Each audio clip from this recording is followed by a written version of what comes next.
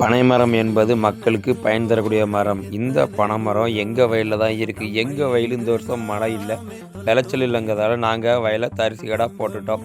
எங்கள் வயலில் உள்ள பனைமரம் தான் பக்கத்துட்டு அப்புறம் செடி புல் களை எல்லாம் அதிகமாகி போச்சு. நான் பார்த்துட்டு இருக்கும்போது நம்ம இருக்கும்போது இந்த பனைமரம் இப்படி நானும் சைடில் இருக்கிற புல் செடி கொடி எல்லாமே போட்டு வெட்டி எடுத்துக்கிட்டு இருக்கேன். இந்த பனைமரம் நமக்கு அதிகமாக பயன் தரக்கூடிய பனைமரம்.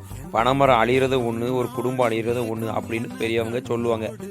இந்த பனைமரத்தை இப்போ நான் சுத்தப்படுத்தினோம்னா பனைமரம் வளர்ந்துச்சுன்னா அதிகமாக பயன் தரக்கூடிய மரம் தான் இந்த பனைமரம்.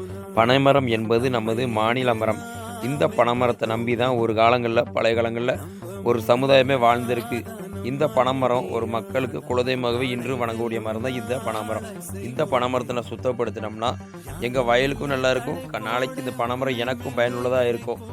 பனைமரத்தை வெட்டுறது ஒன்று, ஒரு குடும்பத்தை அழிக்கிறது ஒன்று அப்படின்னு பெரியவங்க முன்னோர்கள் சொல்லியிருக்காங்க.